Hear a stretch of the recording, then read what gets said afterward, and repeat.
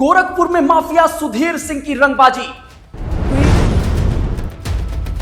चुनावी रंजिश और एक युवक पर जानलेवा हमला। टॉप 10 माफियाओं की सूची से जुड़ा है सुधीर सिंह का नाम। क्या है पूरा मामला और इसे अब ब्राह्मण और क्षत्रिय राजनीति से जोड़कर क्यों देखा जा रहा है? गोरखपुर जिले में एक बार फिर से माफियाओं की रंगबाजी शुरू हो गई है।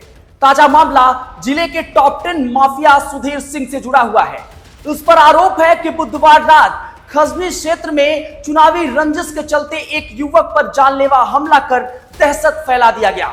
यह घटना एक निजी पार्टी के दौरान हुई जिसमें माफिया अपने गुर्गों के साथ पहुंचा था। माफिया सुधीर सिंह की दबंगई का पीड़ित अंकुर शाही की तहरीर पर खजनी थाना क्षेत्र में सुधीर सिंह, हिमांचल सिंह और एक अज्ञात के विरुद्ध हत्या की कोशिश, धमकी और मारपीट की धाराओं में केस दर्ज कर लिया गया है। पुलिस ने एक आरोपित को हिरासत में लेकर पूछताछ शुरू कर दी है। यूपी माफिया की तलाश में छापेमारी कर रही है।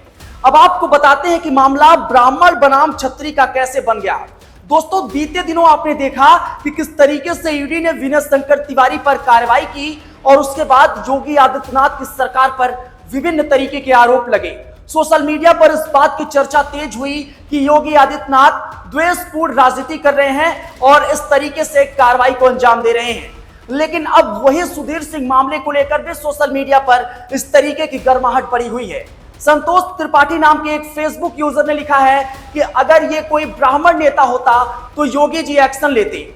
अब मुझे उस तिवारी नाम के एक यूजर ने लिखा है, कुछ नहीं होगा, सजातीय है। विजय कुमार गोरखपुर नाम के एक फेसबुक यूजर ने लिखा है कि माफिया तो प्रदेश छोड़कर चले गए थे, ये कब वापस आए। गिरीश कुमार नाम के एक यूजर ने लिखा है कि योगी जी एनकाउंटर की जरूरत है, गोरखपुर में क्राइम बढ़ रहा है। और इसके बाद उन्होंने हंसने वाली एक इमोजी का भी प्रयोग किया। जानकारी के मुताबिक बेलीपार के कुसमौल गांव निवासी अंकुर शाही ने पुलिस को बताया कि 28 मई की रात उसे किशन जायसवाल के गोदाम पर आयोजित पार्टी में बुलाया गया था। वहां पहुंचते ही पहले से मौजूद माफिया सुधीर सिंह ने अपने साथियों के साथ मिलकर उन पर जानलेवा हमला कर दिया।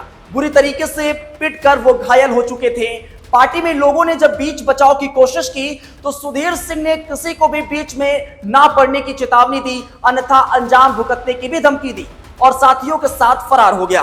बुरी तरह घायल अंकुर ने डायल 112 नंबर पर फोन कर घटना की जानकारी दी।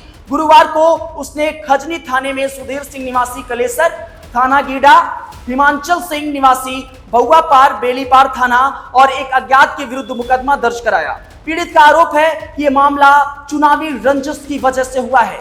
इस घटना पर एसएसपी राजकरण नैयर ने बताया कि तहरीर के आधार पर माफिया सुधीर व उसके सहयोगियों पर केस दर्ज कर लिया गया है। एक को हिरासत में लेकर पूछताछ जारी है, अन्य की तलाश की जा रही है। साथ ही जल्दी उन्हें गिरफ्तार भी कर लिया जाएगा। कल 28/5/2025 को खजनी थाना क्षेत्र के अंतर्गत किशन जायसवाल निवासी महुआ डाबर के फार्म हाउस पर दो लोगों के बीच मारपीट हुई है, जिसमें अंकुर के प्रार्थना पत्र पर समुचित व उचित धाराओं में मुकदमा पंजीकृत किया गया है, जिसमें दो लोगों को हिरासत में लेकर पूछताछ की जा रही है। मजरूब को मेडिकल के लिए भिजवाया गया है।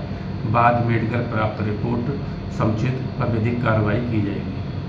इस घटना के बाद एक बार फिर सुधीर सिंह चर्चा में आ गया है। सुधीर सिंह गोरखपुर के टॉप 10 माफियाओं की लिस्ट में है।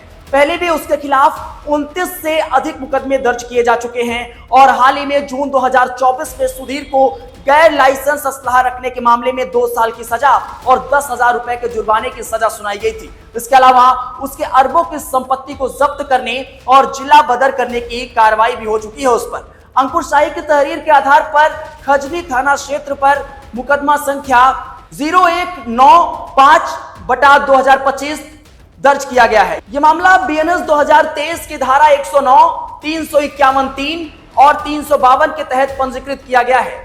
गोरखपुर के माफिया सुधीर सिंह के खिलाफ विभिन्न सार्वजनिक स्रोतों के अनुसार पता चला है कि 29 से 40 आपराधिक मुकदमे दर्ज हैं और इनमें हत्या का प्रयास, लूट, डकैती, रंगदारी, मारपीट, जमीन हत्या, गैंगस्टर एक्ट, गुंडा एक्ट और आर्म्स एक्ट जैसी गंभीर अपराध शामिल हैं। ये जानकारी गोरखपुर, महाराजगंज, लखनऊ, गाजीपुर और बस्ती जैसे जिलों के विभिन्न थाना क्षेत्रों के संबंधित जानकारी प्राप्त हुई है। वैसे इस खास विषय पर आपकी क्या राय है, अपनी प्रतिक्रिया दीजिएगा। और क्या वाकई सुधीर सिंह के इस मामले को लेकर अब ब्राह्मण और क्षत्रिय राजनीति को इसके अंतर्गत लाना यह सही है या नहीं, अपनी प्रतिक्रिया दीजिएगा। बने रहें बेधड़क खबर के साथ।